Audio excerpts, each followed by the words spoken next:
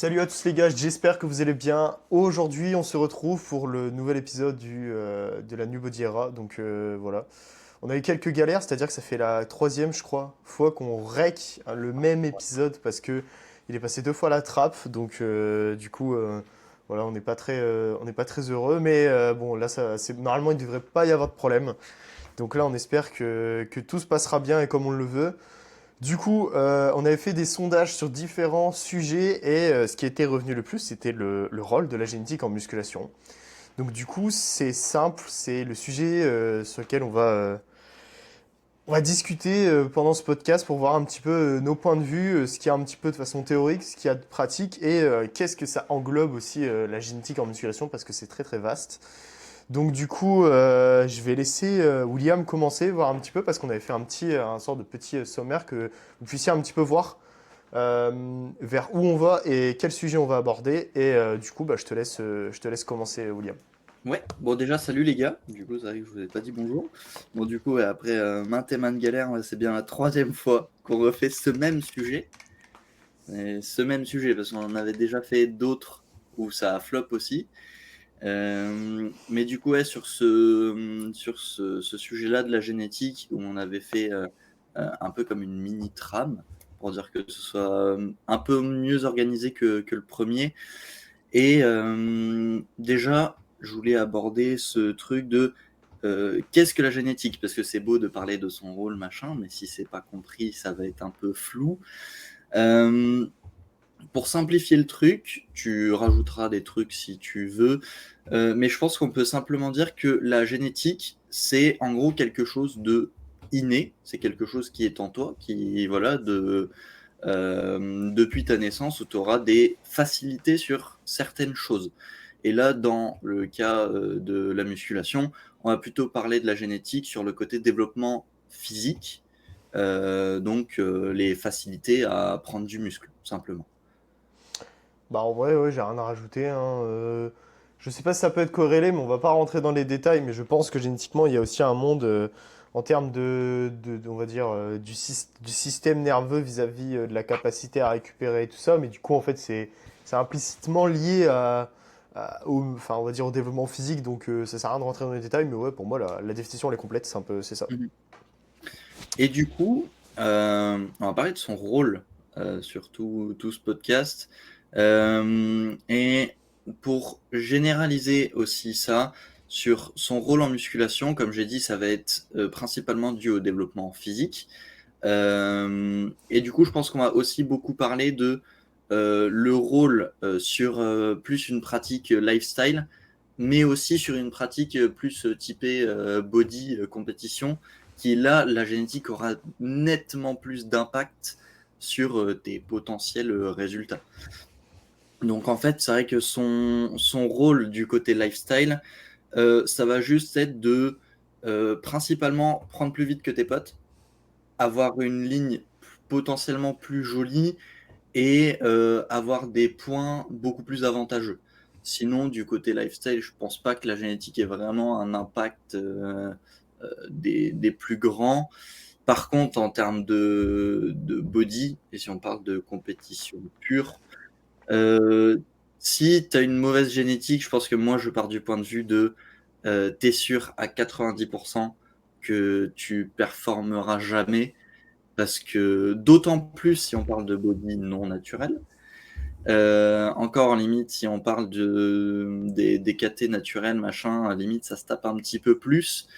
Mais la génétique en compétition est beaucoup trop importante avec les prérequis, entre guillemets, des juges et ce qu'ils veulent voir et sur quoi ils vont te noter.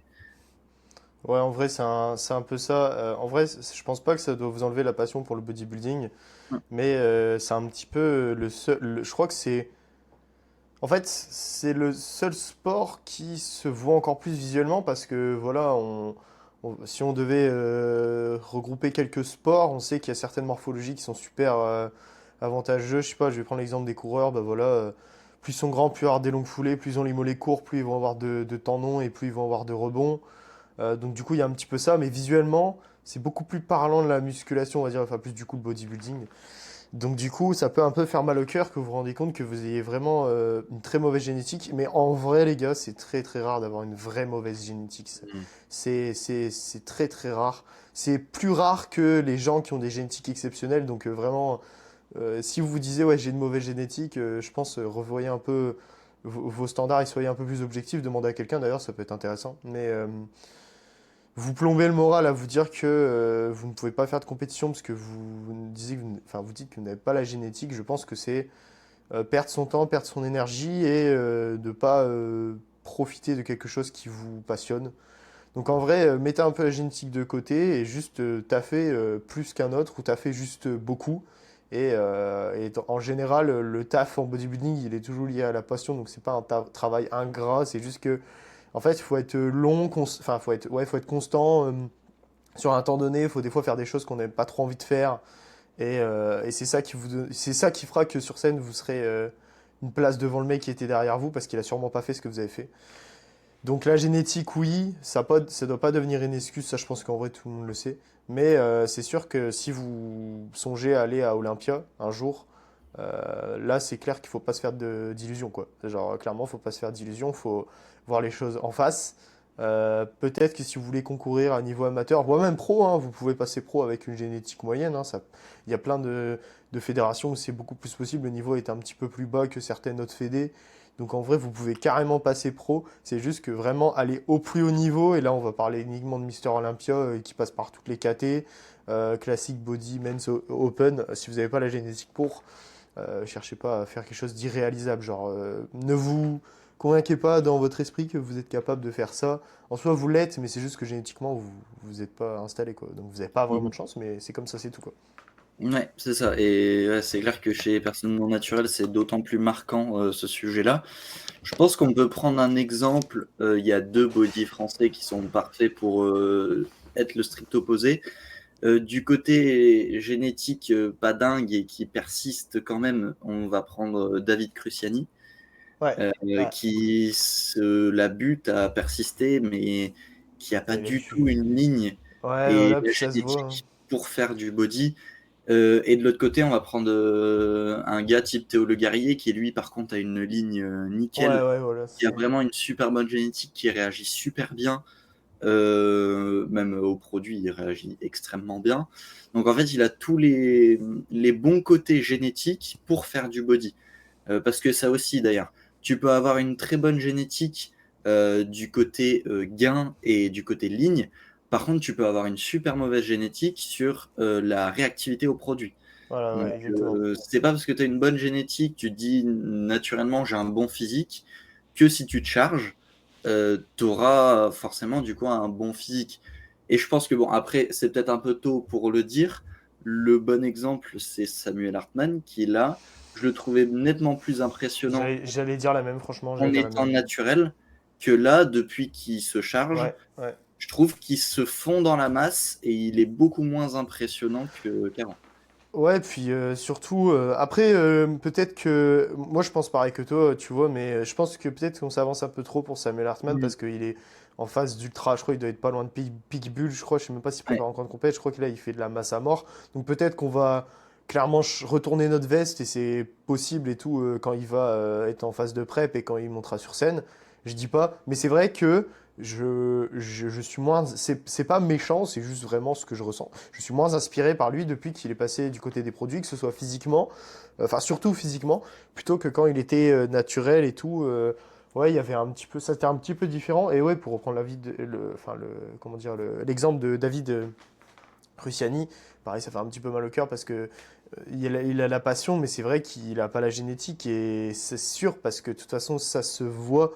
Donc ça aussi, ça va être un petit peu c'est ingrat, c'est voilà, c'est la génétique, c'est comme ça les gars. Mais bon après, là pareil, on parle de haut niveau, donc vous en général, même si vous voulez monter sur scène, vous êtes sûrement pas à haut niveau. Vous êtes quoi, peut-être amateur ou alors vous voulez passer un pro qualifier, avoir votre carte pro et tout. Mais à ce niveau-là, je pense que vous y êtes pas encore. Donc vous prenez pas trop la tête sur la génétique et Mm. juste kiffez ce que vous faites quoi.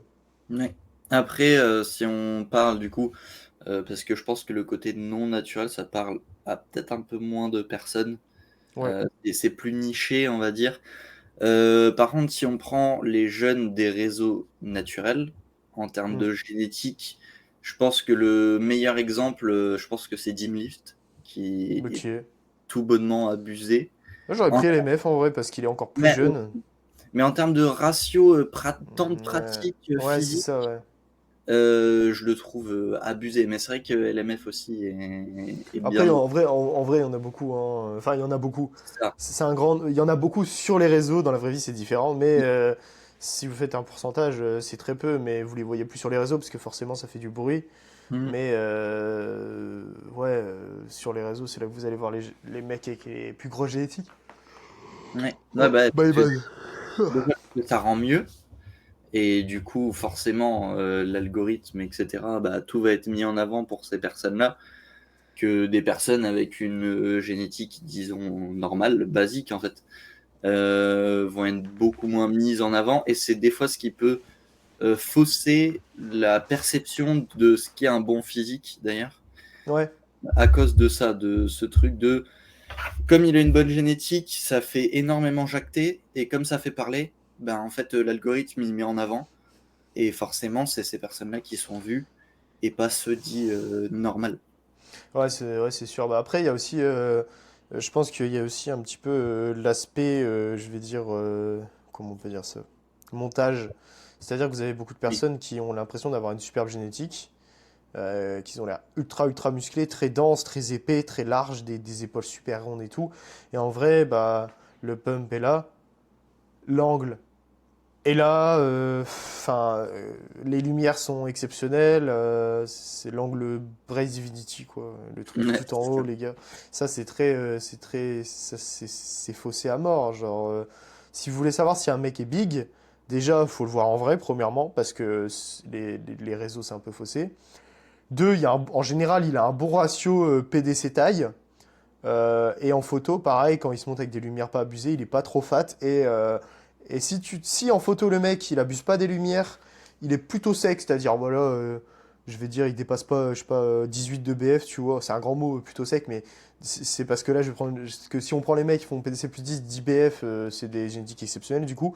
Mais les mecs, je dirais, entre 14 et 18 de BF et qui se montent sous des bonnes lumières, pas trop abusées, et que vous dites quand vous regardez la photo, putain, il est big, ça veut dire qu'en vrai, il est encore plus. Et lui, il est vraiment big, vous voyez. Donc, si le mec il monte son ratio typo, le mec est PDC plus 8, plus 9, en vrai, c'est une autre histoire quand vous le voyez, il est plus dense et tout. Donc, je pense que vous devez arrêter de regarder ce genre de vidéo parce que pour le coup, ça joue un peu sur votre morale et tout. Si vous n'avez pas la capacité à vous détacher de ce que vous voyez, vous allez être triste en vrai parce que vous allez vous dire pourquoi je suis pas comme lui alors qu'en vrai pumper un petit peu, mettez l'angle super haut, baissez un peu la caméra, vous allez voir que vous allez être pareil. Donc, et il suffit que vous ayez un bassin un peu plus étroit que la moyenne et les clavicules larges, ça va être encore pire. Donc vous voyez, c'est super facile d'être musclé en vrai sur les réseaux, hein. C'est en Ouais, vrai que c'est une autre histoire. mhm, carrément. Bah, du coup, je pense que c'est bien que tu bifurques sur ce truc de look pour qu'on parle un peu de la morpho-anatomie. Ah putain, on a un peu fait. Ouh. Ça. Ah, my bad, pardon.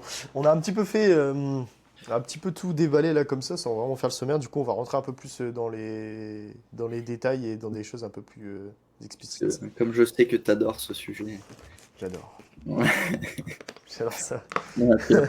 tu vas pouvoir l'aborder sans souci.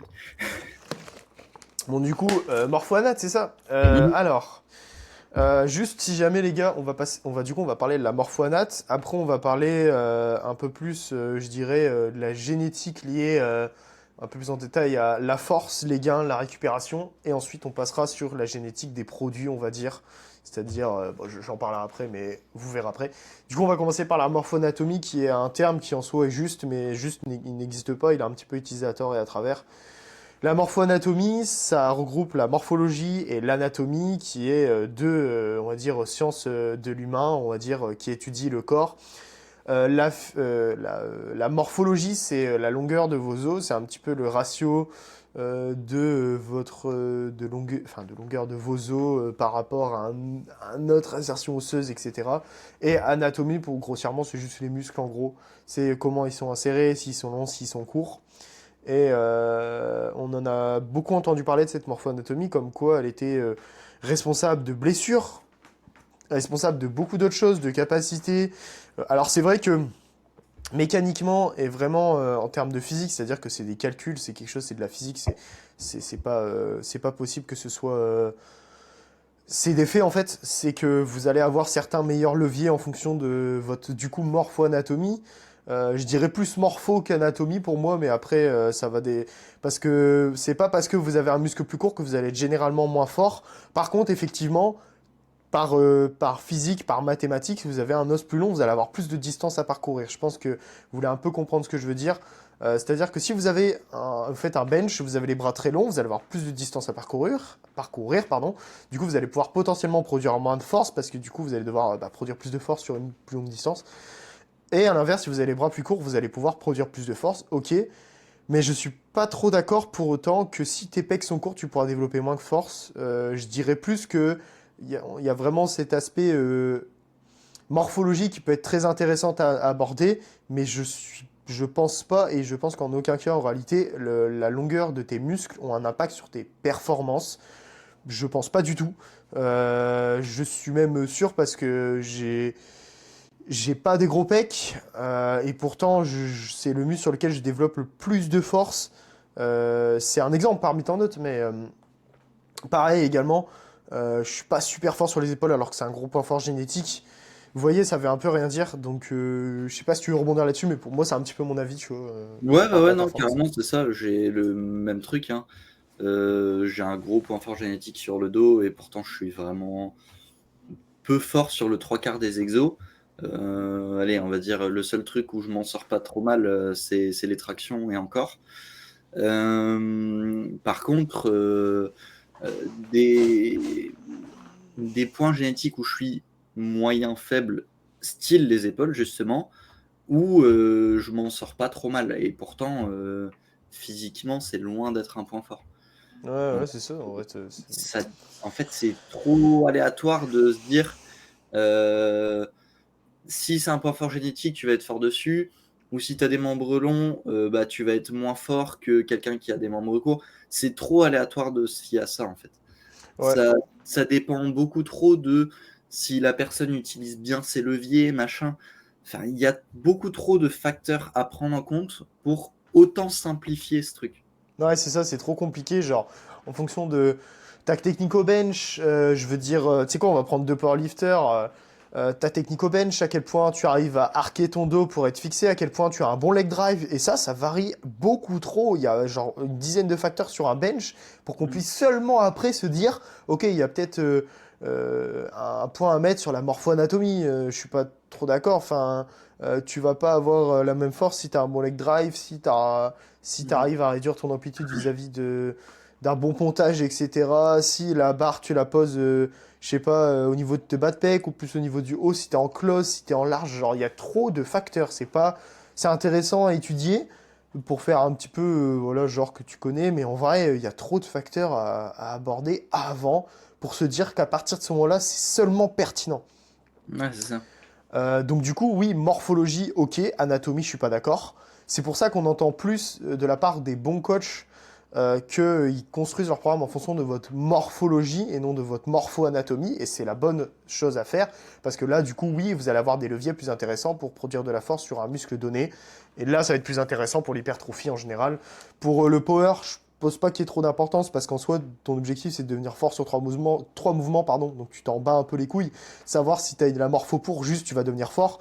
Autant en bodybuilding, ça peut être super intéressant pour mettre en avant les points forts et rattraper les points faibles. Voilà, ça c'est mécanique, c'est super intéressant. Ouais, carrément, je suis bien d'accord là-dessus. Et du coup, je pense que on peut bifurquer. On en a parlé un petit peu tout à l'heure. Et c'est un sujet qui m'intéresse pas mal sur du coup ce côté génétique de la comp corporelle. La composition corporelle. Ouais, je pense que Ah tu veux ouais, savoir super où je veux en intéressant. venir. Ouais, super intéressant, ouais. Oui, oui, je vois ce que... Ouais, carrément, ouais. Bah du coup, tu veux entamer ou tu veux que je lance le truc? Je t'en prie. Du coup, ça c'est super intéressant les gars parce que du coup on a vu maintenant, on a vu depuis le début, on a vu que la génétique, là pour l'instant dans lequel on est rentré, on va dire dans les détails, c'était la morphologie, on va dire l'anatomie. Et là vous avez également la composition corporelle et en fait ça va être simplement comment vous lookez à l'année, votre capacité à prendre du gras, on va dire c'est enfin plutôt votre capacité à rester sec, on va dire plutôt. Et en fait, vous avez un très grand impact là-dessus, c'est-à-dire que à quel point vous allez rester sec en prise de masse, à quel point vous allez découper quand vous allez finir votre cut. Ça aussi, ça joue. Donc du coup, je peux tout de suite enchaîner sur un truc, c'est que la mode de rester sec à l'année, elle marche pas pour tout le monde en fait. Et elle marche pas pour tout le monde parce qu'on n'a pas tous la capacité à rester sec. Et ça, c'est génétique. De toute façon, il suffit de... Et c'est pas pour rien c'est que des mecs, quand ils arrivent, ils ont 15 ans, ils ont une ultra bonne génétique, ils sont pas très musclés, mais ils sont déchiquetés. Genre, ils ont les abdos découpés, ils contractent leurs abdos, les obliques qui sont visibles et tout, les muscles du dos sont visibles. Donc, vous voyez, pourquoi se prendre la tête à être sec alors que de base ça fait pas partie de ton truc, tu vois, genre je pense que juste garder un body fat ok à l'année, je sais pas, entre 10 et 15, c'est bien à la limite. Moi personnellement, je bulk au-delà de 15 parce que j'y vois l'intérêt, puisque plus longtemps tu es en bulk, plus tu fais de gains, on va dire. Donc bon, après, chacun pense ce qu'il veut, mais c'est pour ça que pour moi c'est une erreur de penser de vouloir être sec à l'année. Ouais, c'est ça. Après, faut prendre en compte qu'il y a des personnes, par exemple, je vais prendre du coup mon cas personnel, et parce que je sais qu'il y a beaucoup de personnes avec qui j'ai discuté qui justement sont dans ce même cas-là, qui se demandent pourquoi ils arrivent à être secs, mais pourquoi d'un coup, s'ils vont être en phase de masse, ils vont devenir gras comme des porcs. Bah, je suis typiquement dans ce cas-là où j'ai cette capacité à être très sec et à le rester. Par contre, j'ai aussi ce truc du moment où je vais rentrer dans une phase de surplus, je vais très facilement stocker de l'eau, je vais très facilement stocker du gras dans des zones visibles. Donc forcément, je vais look aussi plus gras plus facilement. Et ça, il y a beaucoup de personnes qui sont dans ce cas-là, de stocker dans des zones pas dingues, style bas du ventre, les joues, machin, et du coup qui vont potentiellement te rendre un peu plus gras, et bah, qui vont se dire ouais, du coup, j'ai pas cette capacité à être sec, tous des trucs comme ça, en fait. Ouais, ça fait partie de la génétique, donc du coup, Ouais. c'est intéressant de parler de ça parce que ça fait quand même un moment que la mode d'être sec à l'année, elle prône pour être bien dans son corps, mais en vrai, ça marche pas pour tout le monde. Et c'est ça le Bah, problème. c'est ça. Surtout C'est que que des fois, vas-y, je t'en prie. je voulais juste dire qu'en gros, le message, il est bienveillant de base, mais tout le monde ne peut pas le faire en fait. Bah, c'est ça. Et surtout que le trois quarts du temps, comme les personnes voient que leurs influenceurs préférés sont très secs, Ouais. il y en a énormément qui vont aller dans des extrêmes pas possibles, et qui vont jusqu'à aller mettre des fois en péril leur santé.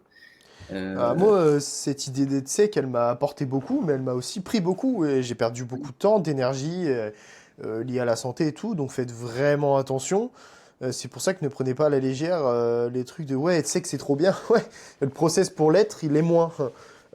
Si t'es déjà très gras de base, alors commence à prendre ça avec des pincettes et prends du recul sur ta situation et surtout analyse un petit peu ta capacité toi à être sec. Peut-être que après pareil, ça dépend des lifestyles, mais tout le monde ne peut pas, comme Lucas Gouif, être très très sec tout le temps à l'année. Et parce que c'est génétique, genre, c'est pas possible d'avoir quasiment une compétition à l'année. Hein. Vous vous rendez pas compte, mais Lucas Gouif, s'il cut 8 semaines, même pas, hein, 6 semaines, il se met en mode compète, il peut monter sur scène. Hein. Vous vous rendez pas compte de ce que c'est, hein, parce qu'une prep, normalement, c'est 7 mois. Hein. Donc, non, c'est pas marrant de se dire, ah, je peux être sec à l'année. Non, ça peut vous prendre énormément et vous flinguer la santé, les gars. Donc, soyez très vigilants là-dessus. C'est vraiment un message bienveillant qu'on passe parce que c'est super d'être sec parce que vous allez sûrement mieux vous sentir dans votre corps, mais à quel point? Donc voilà, juste soyez vigilants là-dessus, faites attention. ouais, non, je suis bien d'accord là-dessus. Après, euh, au-delà de ce truc maintenant on a parlé de cette capacité à être sec ou à l'inverse des personnes qui vont plus facilement être gras. on a aussi ces personnes qui peuvent être potentiellement beaucoup, beaucoup, beaucoup plus forts que la Ouais, moyenne. ouais. Ça Euh, aussi, et ça aussi, du coup, c'est totalement génétique. Et peu importe, contrairement à ce qu'on disait tout à l'heure, peu importe l'utilisation des leviers, peu importe la technique, ceci, cela, ils vont être forts. ils vont être forts de ouf sur tous les mouvements. Et Il de y toute en a, façon, ça va être sur des mouvements donnés. Par contre, il y en a, ça va être sur tous les plans où ils vont être anormalement forts du jour au lendemain. ouais, voilà, c'est ça. Et ça, c'est ultra, ultra génétique pour le coup. Et c'est très injuste parce que t'as des mecs qui sont pas plus musclés que ça, mais qui sont ultra forts, genre. Et ça aussi. Alors, même si c'est vrai que plus tu deviens fort, plus tu deviens musclé, t'as des mecs qui seront naturellement plus forts en n'étant pas plus musclés que toi, tu vois. Donc, il faut que tu deviennes plus fort par rapport à tes performances, mais pas par rapport à un standard. C'est ça qui va te faire devenir plus musclé. Si tu te compares à un mec qui a des superbes perfs, bah, tu seras pas spécialement plus musclé, mais tu seras, ouais, peut-être potentiellement plus fort. Mhm. Les deux, comme je dis, corrèlent ensemble, mais ça dépend à quoi tu le compares et tout. Je connais des mecs qui sont très très grands et qui tabassent des 150 au bench, alors qu'ils sont très très grands, hein, vraiment grands, qui font jamais de terre et sont très forts et tout. Jamais vraiment, qui sont forts au squat, qui s'en font jamais. Tous les exos, les charges sont abusées et tout. Donc ouais, les gars aussi, la force, c'est ultra génétique. Et ça vous rend pas plus musclé pour autant. Donc ayez la différence, parce que même si je sais que oui, c'est bon, on sait maintenant que plus t'es fort, plus t'es musclé, mais ça dépend pourquoi, ça dépend sur quel mouvement, ça dépend à quoi tu te compares. Je pense que si tu compares ta force d'il y a 6 mois à ta force de maintenant, si tu as appliqué les choses correctement, oui, tu auras pris du muscle, mais nous, on parle pas de cette force-là, on parle de se comparer à un mec qui a genre 50 kilos de plus que toi sur ton bench. C'est pas en essayant d'atteindre ces 50 kilos en plus que tu seras plus musclé pour autant. Mhm. Ouais, c'est ça, carrément. Et je pense qu'à l'inverse, il y a aussi ce truc où il y a des personnes où génétiquement sont faibles. Ouais, c'est vrai qu'il y a des gens qui sont pas très très, qui n'ont pas beaucoup Ça de arrive, force. ça arrive plus souvent, hein. Je sais que moi, c'est mon cas où j'ai toujours été très peu fort sur tous les mouvements et où du coup, ce sera forcément plus long et ce Ouais, qui peut ouais, être des fois plus décourageant. ouais, ouais, ouais. Quand tu vois des mecs, ça fait 2 jours, ils vont à la salle, ils bench ton PR que tu as mis 1 an à atteindre. Ouais, c'est ça. Après, je pense que là, le contexte, il est intéressant pour les gens vraiment avancés, c'est-à-dire qui ont au minimum plus de 5 6 ans de training, parce que je connais, enfin, j'ai vu des mecs en salle qui s'entraînaient depuis très, très, très, très longtemps et qui mettaient pas lourd du tout. Mhm. Alors que pourtant, en plus, l'exécution était en général pas top, hein. C'est-à-dire que sur une même standardisation, ils étaient moins forts que moi, alors que j'avais moins de PDC et tout. Donc, ouais, génétiquement, vous avez aussi cette faiblesse. Donc, ça peut être un peu décourageant. Après, à quel point vous vous comparez à qui pour dire que c'est faible? Parce que si vous comparez à des mecs qui soulèvent des charges de tarés, c'est sûr que si vous voyez un mec Mhm. faire du hack squat à 6 plaques par side, c'est sûr que vous allez un peu être découragé quand vous mettez 2 plaques. Mais Ouais, deux ça, plaques, il n'y en c'est... a pas énormément qui le mettent en salle en vrai, hein.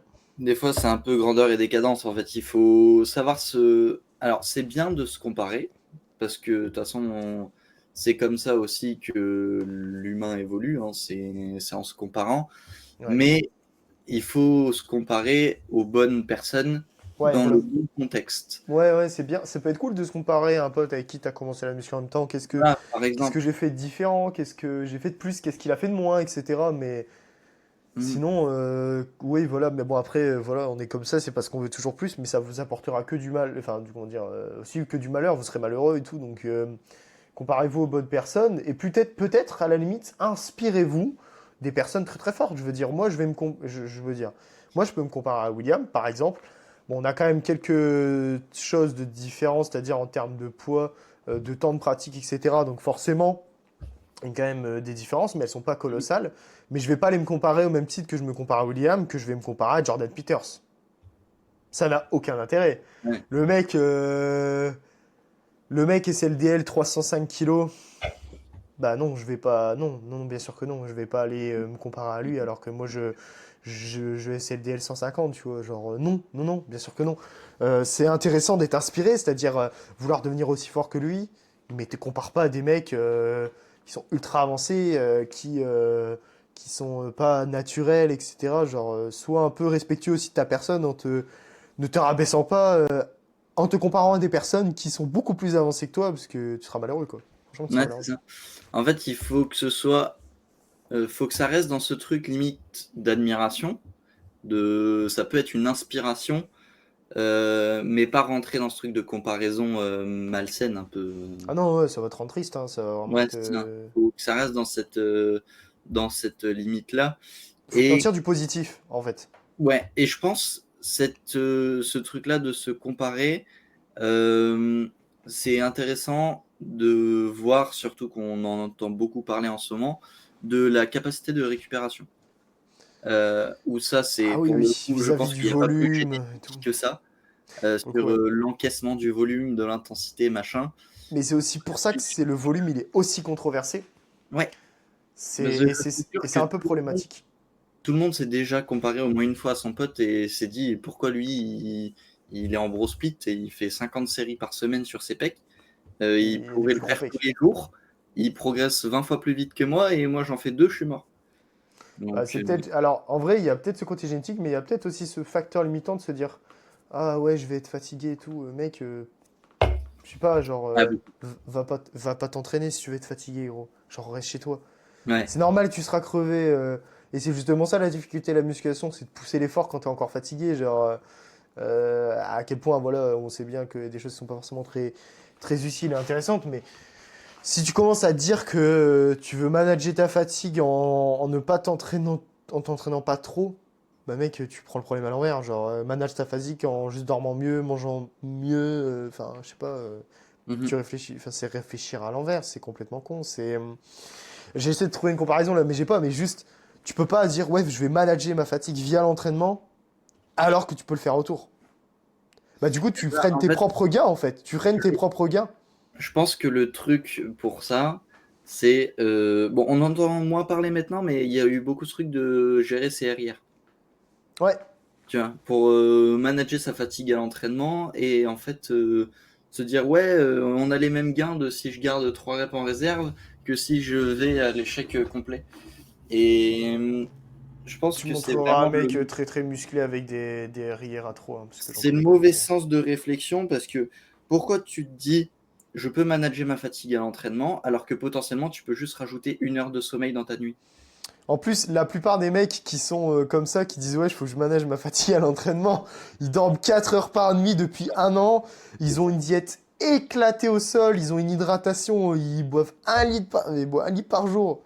C'est atroce. Enfin, les gars, arrêtez de prendre le problème à l'envers. Vraiment, c'est ridicule. J'ai un peu envie de me. Je suis pas comme ça, mais j'ai un peu envie de me moquer de vous parce que. Enfin, c'est con. Enfin, je sais pas, utilisez votre Ouais, cerveau. bah oui, Genre, oui. juste dormez un peu plus. Et genre, à la limite, je l'admets qu'à partir du moment où vous avez une diète correcte, que vous vous hydratez bien, que vous avez une dépense correcte, que vous dormez suffisamment, c'est à ce moment-là que là, vous pouvez regarder le volume. Mais c'est le dernier facteur à regarder. Pourquoi vous devriez. Je trouve ça complètement con de vouloir être super musclé mais de manager sa fatigue à l'entraînement. Mec, si tu veux être musclé, tu manages autour. Je sais pas, tu dors bien, tu bois bien, tu manges assez de prot, tu manges des produits bien, tu digères bien, tu vas faire tes steps, enfin j'en sais rien, mais je je sais pas, j'ai même plus les mots, genre c'est un peu, c'est ridicule, non, franchement c'est ridicule, genre tu veux, t'es le mec avec qui je parle, ah, j'ai trop envie d'être musclé, ouais mais j'ai pas trop envie d'être fatigué non plus. Bah mec, reste chez toi, arrête de t'entraîner, je sais pas. Bien sûr que c'est dur de s'entraîner, c'est juste qu'il y a des facteurs qui ne trompent pas quand t'es vraiment en train de t'entraîner trop, et crois-moi, t'es très très loin de t'entraîner trop, hein. Je le sais parce que je l'ai testé par rapport au fameux low volume et high volume, franchement tu peux encore faire énormément, crois-moi, tu peux encore faire énormément. Et d'ailleurs, par expérience personnelle, et je vais un petit peu, peut-être j'en choquer certains, mais plus j'ai augmenté mon volume, plus je suis devenu fort, hein, et en force, hein. C'est-à-dire que pourtant, je pensais que ça a toujours été l'inverse, et en soi, ça paraît logique, parce que tu dis, bah ouais, moins je fais de 7, plus je peux produire de force, parce que je serai moins fatigué pour les 7 d'après. Bah en fait, depuis que j'augmente mon volume, j'ai jamais été aussi fort sur les pecs avec un PDC plus bas. Donc, Mhm. enfin, mettez plus de volume, arrêtez d'avoir peur, faites pas les fiottes, ou arrêtez de vous entraîner, enfin, j'en sais rien. Je mets je mets une sauce piquante. Je fais une sauce piquante comme Denis fait. Non, mais vraiment, les gars, enfin, vous entraînez pas sinon. Après, ça dépend. Si vous avez des priorités à côté qui fait que vous dormez moins, bah ok, mais du coup, vous savez très bien que vous mettez pas toutes les chances de vos côtés, quoi. C'est tout. Ouais, ouais, c'est clair. Non, faut vraiment sélectionner le contexte de est-ce que tu as vraiment besoin. Est-ce que, en fait, pour manager à ton entraînement, il faut te dire est-ce que tout est managé à côté et est-ce que tu as des trucs, des merdes qui font que tu es obligé de manager ton entraînement. Sinon, Ouais. si en fait, dans ces trucs de ton environnement, il manque des trucs à potentiellement optimiser pour gérer ta récup, bah optimise-les et tu verras après. Ouais, puis c'est con parce que je vais prendre l'exemple d'un mec, bon, je pense qu'il n'y en a pas beaucoup, mais des compétiteurs qui font, je sais pas, du low volume. Donc ils voudraient manager leur fatigue alors qu'ils veulent être le plus musclé sur scène. Ah ouais, c'est Mhm. complètement con. Non, c'est complètement con pour le coup. Parce que ça veut dire que potentiellement tu arrives sur scène le moins musclé parce que tu as fait moins que les autres, parce que tu as peur d'être fatigué. Voilà. Ouais, bah mec, arrête de concourir, hein, ça sert à rien. Non, faut faire le plus. Ça dépend également de ta capacité à encaisser le volume. Et c'est pas seulement récupérer, c'est aussi la capacité à rentabiliser tes séries à l'entraînement. Donc des fois, juste, voilà, je te jure, vas-y, tu sais quoi, test, mec. Rajoute 5 sets partout. Le muscle faible, rajoute 17. Reviens me voir dans 3 mois. Fais à peu près les choses autour, tu vas voir que tu seras plus musclé et plus fort. 100%. 200% même. Donc, Mhm. le fameux low volume, le seul moment où le volume il peut être intéressant, c'est en haute fréquence, en ultra haute fréquence. Mais le problème de la ultra haute fréquence, c'est que du coup, tu délaisses certains facteurs. Donc, juste trouver un équilibre, bon volume, bonne intensité, bonne fréquence en fonction des muscles, soyez intelligent. Je veux dire, par exemple, le moment où je trouve que la haute fréquence, la ultra haute fréquence n'est pas pertinente, c'est que du coup, la ultra haute fréquence a pour but d'entraîner les muscles tous les 2 jours, je crois, ou tous les 3 jours, un truc comme ça. Tous les Et 36. tous les 36 heures maintenant, les gars, excusez-nous, parce que la DOMS est terminée à partir de ce moment-là. Et la MTOR est repartie. Donc, mais genre, quel intérêt de travailler 4 fois par semaine un muscle super fort, alors que tu pourrais mettre l'énergie autre part? Bah voilà, voilà le problème de l'autre fréquence. Ouais, c'est ça. Parce que d'ailleurs, haute fréquence, on entend à partir de x3, x4. Hein. Ouais, x2, ouais, c'est parce pas de la haute que fréquence, hein, c'est de la x2, fréquence. c'est de la fréquence, c'est de la bonne fréquence. x Oui, trois c'est on normal. commence à taper dans la haute fréquence. Genre, je veux dire, pourquoi tirer mettre de l'énergie dans un endroit où t'as pas besoin de le développer plus? Ouais. À part si t'as envie d'exploser ton point fort, si tu veux, pourquoi pas? Mais je pense que ce qu'on recherche tous, c'est une harmonie physique. Je pense que les gens qui écoutent ce podcast recherchent ça. Mhm. Donc, non, je vois pas l'intérêt, mais alors pas du tout. Je sais pas, imagine, t'as des pecs énormes et des épaules de merde et tu peux quand même faire de la haute fréquence sur tes pecs. C'est gros, c'est quoi l'intérêt? Alors tu pourrais mettre de l'énergie autre part. Ouais. Bah ouais, vas-y, fais de la haute fréquence à la limite, mais que sur tes épaules. Et c'est tout. Sinon, c'est con, c'est complètement con. Genre, je suis pas d'accord. C'est même pas que je suis pas d'accord, c'est juste que faut réfléchir, quoi. C'est peut-être un peu condescendant ce que je dis, mais c'est la vérité. Même moi, pour avoir été. Enfin, je suis pas passé par la haute fréquence, mais je suis passé par le low volume. Ça m'a pas apporté beaucoup, hein, voire même moins. Donc, non, fais des choix intelligents, utilise ton cerveau. Et regarde un petit peu en pratique, parce que même si c'est un peu un argument d'autorité, regarde un peu en pratique les mecs musclés ou les mecs qui commencent à devenir musclés, comment ils s'entraînent. Mhm. Donc, Ouais. bon. Et en fait, la plupart des mecs qui sont super musclés en low volume, high frequency, c'est des mecs qui ont des putains de génétiques et qui ont aucun point faible, hein. Oui. T'as déjà vu un mec qui fait de la haute fréquence très très très très musclé partout? Bah oui, il y en a quelques-uns. Et t'as déjà vu un mec avec une génétique moyenne hyper musclé et tout avec la haute fréquence? Bah non. Alors qu'un mec qui agence un petit peu mieux, qui a pas une génétique top, mais qui s'entraîne intelligemment, là il va devenir beaucoup plus musclé déjà. Faites les bons choix, les gars. L'entraînement de merde, ça marche que pour les mecs qui ont des putains de génétiques. Vous ne faites sûrement pas partie de cette catégorie. Et dans tous les cas, même si vous avez une putain de génétique, vous gâchez votre potentiel. Oui, c'est ça. De toute façon, le trois quarts des personnes qu'on voit faire des chichis avec le volume, avec la fréquence, avec tout ça, c'est des mecs qui ont des génétiques vraiment moyennes basses et qui se prennent trop la tête. Et Puis les mecs, c'est pour ça que, en fait, c'est ce qui est marrant, mais je rigole avec eux, hein. Les personnes ne se disant pas science-based, tu vois, ils disent, de toute façon, ces mecs-là, il y en a pas un seul qui est musclé, mais en soi, ils ont pas tort. Parce qu'en fait, c'est des mecs qui ont des physiques pas dingues, euh, qui ont pas des génétiques dingues et qui veulent trop manager avant d'avoir justement un physique. Je pense qu'en ce moment, le truc qui revient le plus, c'est cette mode qui a été remise du full body. Ouais, Du x3, machin, enfin une fois tous les 2 jours ouais, sur le cycle. Et je n'ai pas vu un seul mec réellement musclé faire ça. ouais. Ou du moins, c'est très rare. C'est des personnes qui se prennent trop la tête avec ce truc de il faut absolument les 36 heures, c'est en vrai, Ça, en plus, c'est con, hein. C'est c'est une vraiment dinguerie, con. hein. C'est un truc de fou, hein. Il y en a C'est qui ça vont pour. même jusqu'à. J'avais vu un mec sur TikTok ou sur Insta, je crois, ou un mec qui calculait l'heure à laquelle il commençait sa séance pour la refaire 36 heures après. Franchement, faut vraiment être au chômeur et avoir aucune vie pour faire ça, les gars. Arrêtez. Là, pour le coup, ça devient ridicule. Vous crachez sur. Déjà qu'on n'est pas très crédible face à la population générale, mais là, c'est encore pire, quoi. Mm. Et je voulais dire juste pour le full body, le seul mec qui l'utilise à bon escient, ça va être Denis Gallois, Oui. qui a des super projets à côté et qui, du coup, est un programme qui lui permet de à la fois s'entraîner, prendre plaisir, continuer à progresser. Voilà, et avec son niveau de pratique, c'est vrai que par exemple, il s'entraîne que 3 fois, il aurait pas trop d'intérêt à faire un PPL, à part par adhérence, mais il veut continuer quand même à développer son physique et tout. Là, oui, ok. Ouais. Mais arrêtez de faire ça, les gars, c'est ridicule.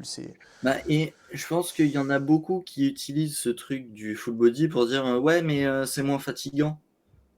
Bah, je suis pas forcément d'accord, hein. Bah, déjà, je suis pas d'accord. Déjà, il Bah, faut avoir déjà, du 8 ans dans moment. sa séance pour le faire. Même si tu as un set, mais que tu as 13 exos, genre 13 ou 14 exos, mais regarde le nombre de fois où il faut que tu fasses tes montées en gamme, c'est long, wesh. Mais C'est non, puis super même, long. attends, dis-toi qu'ils disent ouais, c'est moins fatigant. Donc, t'as un exo quad, t'as un exo ischio, t'as un exo fessier, t'as un exo dos, un exo pec. En gros, tu fais tous tes gros groupes sur une seule séance 2 fois. Enfin, Du une coup, fois tu tous as, les deux du jours. coup, t'as genre potentiellement ton hack squat mélangé à ta chest press, mélangé à Du RDL. ton block pull, j'en sais rien. Genre, les gars, wesh, c'est pas super intéressant. Genre, Non, si tu veux gérer ta fatigue, ce sera même plus intéressant de potentiellement rester sur un format. Même quitte à, si tu peux t'entraîner que 3 fois par semaine, bah tu mets une fréquence fois une, tu fais un PPL fois un, tu mets juste plus de volume sur tes séances hmm. et tu seras moins crevé qu'en faisant 3 full body. Ouais, ou alors à la limite, je sais pas, tu fais en fonction de ce que tu veux développer, je sais pas, upper, upper, lower, ou alors Ouais, upper, lower, lower, par exemple. Là, ça peut être ouais, intéressant, genre. carrément. Et vous Mais serez moins fatigué par vos séances, hein. la seule excuse que j'accepte, entre gros guillemets, euh, pour ce truc de volume, machin, et de personnes débutants qui ont un bas volume, c'est si tu as un traitement qui te fait que ça impacte ta récup et tout le Bah tatan. oui, à la limite, ouais, c'est vrai que ça paraît logique, ça, mais en vrai, Là, c'est c'est surtout. le seul truc. Mais pour le coup, j'ai discuté avec une personne qui a ça et pour qui ça paraissait pas super logique, tu vois. Hmm. Qui se demandait de pourquoi elle progressait pas, pourquoi elle avait du mal avec tout ça. Mais quand elle m'a dit qu'elle prenait un traitement, je lui ai dit, ça fait tilt, tu vois. Ah oui, forcément. Ça fait sens directement. Mais ouais, je pense que pour finir là-dessus, chacun a sa capacité de récup, certes, mais faut arrêter de penser que ta capacité de récup, c'est 2 sets par séance. Ouais, vraiment, arrête. C'est genre. En plus, comment tu veux savoir si c'est ta capacité de récup si t'as pas tenté plus? Tu vas pas au-delà, ça, Mais je c'est crois pas. complètement con, genre. C'est Ouais, là qu'il y a la théorie et la pratique. Genre, comment tu peux être sûr à 3000% que c'est ton max de 7 que tu peux encaisser si t'as jamais fait plus, en fait? ouais. Bah, tu peux pas, en fait. Donc, Euh, pitié, réfléchis, utilise ton cerveau, teste des choses avant de les affirmer. Pareil, hein, teste pas ton volume un peu plus haut pendant 2 semaines, hein, fais-le pendant 3 mois, tu verras la différence.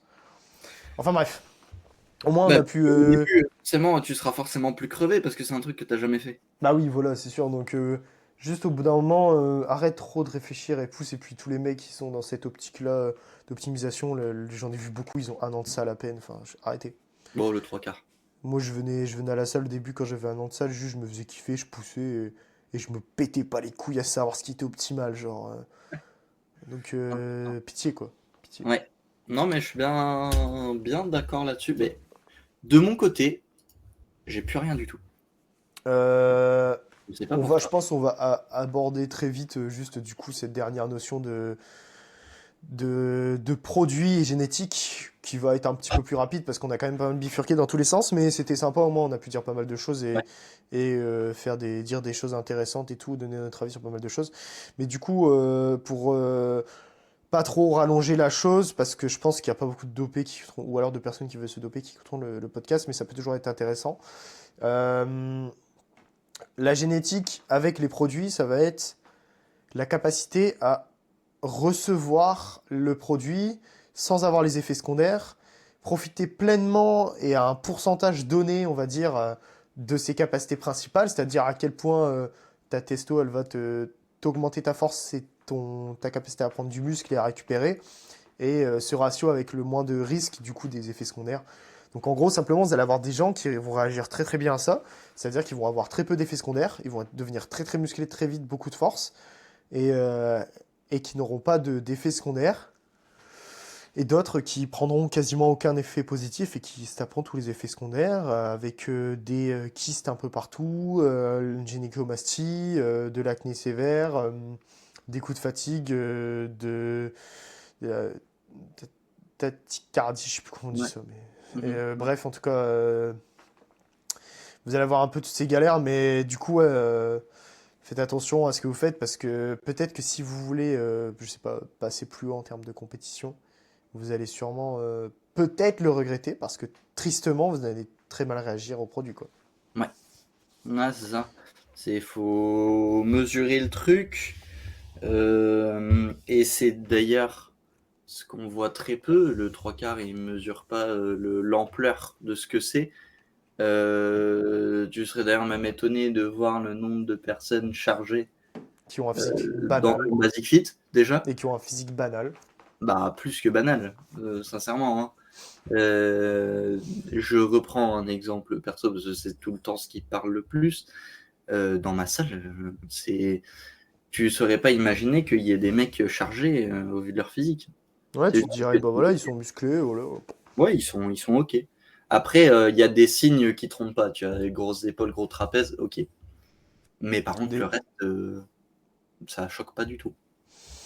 Ouais, bah c'est un petit peu ça. Après, voilà, c'est un petit peu, prenez ce ratio bénéfice-risque parce que là, les risques sont Ouais. très, très, très réels, très tangibles. En tout cas, en général, des fois plus présents que les bénéfices. Donc, faites attention à ça. C'est surtout un message de bienveillance. Prenez soin de votre santé. Je peux pas vous empêcher de prendre des produits parce que c'est votre corps, c'est votre choix. Mais n'oubliez pas que vous pouvez avoir des conséquences irréversibles. C'est pas une décision à prendre à la légère. Je pense que vous n'avez pas envie. Je vais prendre un exemple extrême, mais pour peut-être dissuader certains. Euh, Vous n'avez sûrement pas envie de, pour une petite connerie, se mettre à frapper votre copine parce que vous avez pris des produits en trop grosse quantité, que ce n'est pas suivi, parce que vous avez fait n'importe quoi et parce que vous avez juste pas réfléchi à votre décision. C'est un cas très très extrême parce que, à part être juste plus irritable, en général, vous n'allez jamais faire ça. Il faut juste être de base pas bien dans sa tête, tout simplement. Mais je pense que les seuls bons conseils pour les personnes qui veulent vraiment franchir le pas, ça va être de savoir où vous allez et pourquoi, surtout pourquoi. Ne faites pas ça parce que c'est un coup, enfin, juste sur un coup de tête.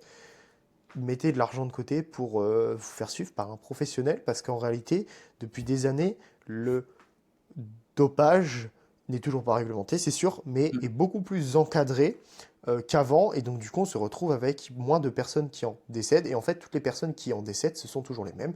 Ce sont ceux qui s'injectent sans savoir comment on s'injecte, qui s'injectent des quantités astronomiques, qui ne savent pas quoi faire. Et toutes les personnes qui sont suivies, on est sur un pourcentage très très faible Ouais. de décès ou de même effets secondaires parce qu'en fait, tout est suivi par un professionnel de santé. Donc, si j'ai un conseil à vous donner, réfléchissez bien, votre pourquoi, faites-vous suivre par un professionnel de santé. Ouais, c'est ça, carrément. Et bon, tu l'as dit, mais être stable mentalement, c'est vraiment. C'est très très très important parce que C'est comme c'est si juste tu rentrais en prep avec des TCA. C'est la même chose. pareil, pareil. Et Que c'est encore pire en soi oui, de c'est prendre ça, des carrément. produits et d'être mal mentalement, mais c'est un superbe exemple qui peut être très bien comparé. Pareil, c'est comme si tu rentrais en phase de bulk, mais que tu souffrais énormément de dysmorphophobie.